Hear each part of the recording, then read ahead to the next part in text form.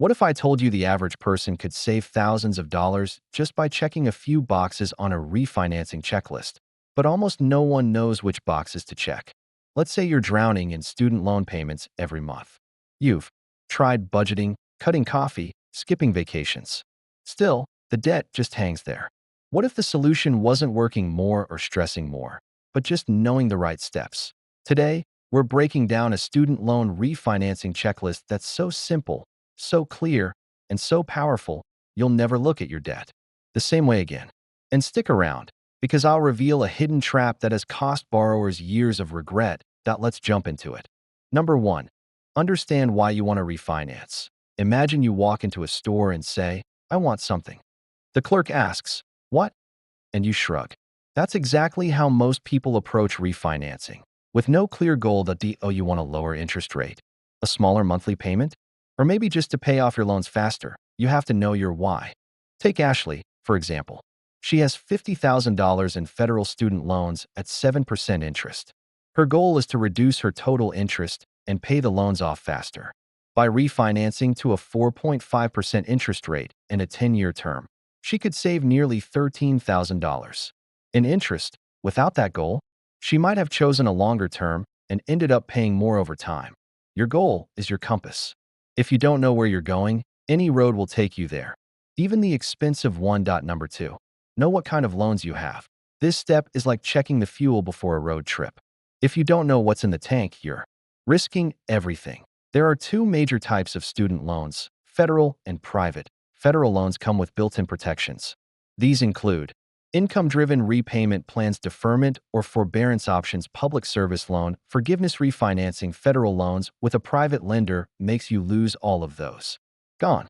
No backseas. Private loans, on the other hand, don't offer any of those benefits. So refinancing them is usually a straight-up win if you can get a better rate. Let's look at two students. Josh has federal loans and works as a nonprofit social worker. He qualifies for public service loan forgiveness after 10 years. Refinancing now would cancel his forgiveness. Meanwhile, Brianna has private loans at 8%. Refinancing to 5% could save her over $5,000. No protections lost. Know your loan type. Know what you're risking. Number 3. Fix your credit before you apply. This one right here? This is the money move. Lenders give the best interest rates to borrowers with strong credit scores. The magic number is usually 750 or higher. If you're not there yet, you might still qualify, but not for the juicy low rates. Let's say Dan refinances at a 670 credit score and gets offered a 6% rate.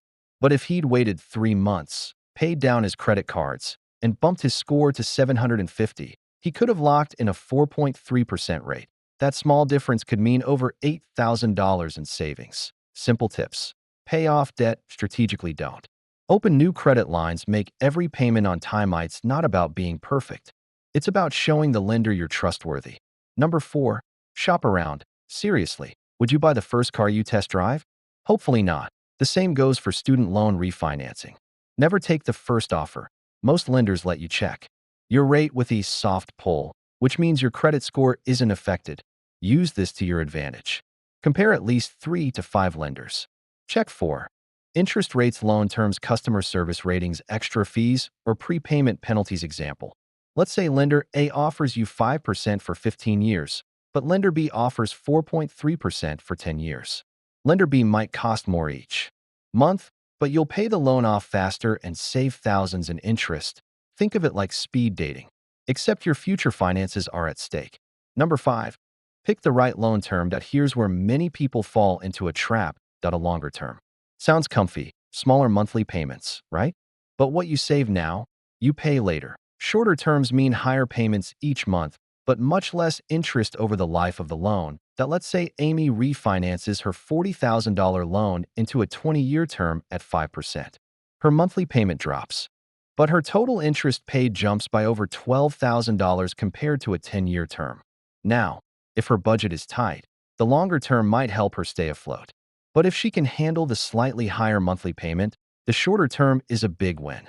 Pick the timeline that works, but understand the cost of extra time. Number 6. Decide between fixed and variable rates. This is like choosing between a rock and a roller coaster. Fixed interest rates stay the same. No surprises. Variable rates start low but can increase. That means you could save at first or get walloped later if you're planning to pay off your loan fast. A variable rate might save you some interest. But if you're in it for the long haul, fixed is the safer, more predictable choice. Example: Ethan chose a variable rate of 3.2%. It looked amazing until it shot up to 6.7% in year 3. His monthly payment jumped overnight, and suddenly he was paying more than if he'd chosen a fixed rate from the start. Unless you love surprises and not the fun birthday kind, fixed is the way to go. Number 7. Watch out for hidden fees. Let's play a game. How many fees can a lender sneak in before you notice? Origination fees, application fees, late payment charges, prepayment penalties. Each one adds up. Even a lender offering a low interest rate might quietly add a $1,000 fee up front. And if you ever decide to pay off your loan early, some lenders actually punish you for that. Example: Chris refinanced and was thrilled with his new monthly payment. Then he noticed a $900 origination fee buried in the contract. Ouch. Always read the fine print. Or better yet, ask questions before you sign anything. Number 8.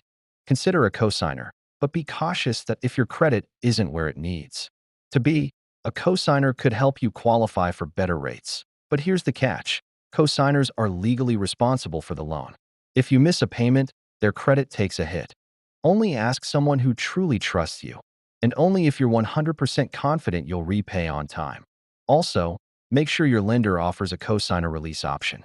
That lets you remove them after a certain number of on-time payments, usually 12 to 36 months. Example: Jasmine's mom co-signed her $35,000 refinance. After 18 months of perfect payments, the lender removed her mom. No stress, no drama. It's a great tool, but it's not one to use lightly. Number 9.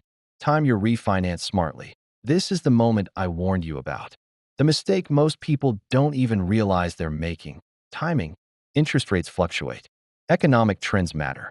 If rates are rising fast, like we've seen in recent years, refinancing during a spike could lock you into a worse deal. If you're not in a rush, consider waiting for rates to dip or improving your credit first to unlock better offers. Example: in 2020, rates dipped under 3% for some borrowers. By mid-2022, they were back up near 6%. Those who waited saved big. Refinance when it makes sense, not just because you feel desperate to make a change. Number 10. Gather your documents and finalize it. You've done the hard part. Now it's time to seal the deal. Get your paperwork ready. You'll likely need government ID, pay stubs, or income proof, loan payoff statements, proof of graduation, or enrollment. Double-check your loan balance. Ask your lender when your first new payment is due. Important: don't stop making payments on your old loan until you get confirmation that it's been paid off. Processing delays happen. Don't get caught in the gap. Example: Tyler skipped a payment thinking the refinance had kicked in. It hadn't. He got slapped with a late fee and a credit ding. Avoid that. Number 11. Decide what you'll do with the savings. Here's the fun part: if refinancing saves you $200 a month, what do you do with it? Will you pay off your new loan faster? Build an emergency fund? Start investing? Don't let the money disappear into random spending. Make it part of your bigger money plan. Example: Kayla used her refinance savings to max out a Roth IRA. Over time, that move could grow into six figures. Be intentional. That's how you turn a loan strategy into wealth building. Number 12. Keep monitoring your new loan. Just because you refinanced once doesn't mean you can't do it again. Maybe rates drop even more. Maybe your credit improves. Maybe your income grows. Keep an eye on your new loan. And if another good opportunity comes along, refinance again. Think of it like refinancing a mortgage. Smart homeowners do it. Smart borrowers should too. Refinancing can feel complicated, but when you break it down step by step, it becomes clear that you're not just checking boxes. You're building a smarter, more flexible, more powerful future. So, here's the real question: if refinancing could save you thousands of dollars, what's stopping you from doing it right now? Let me know in the comments.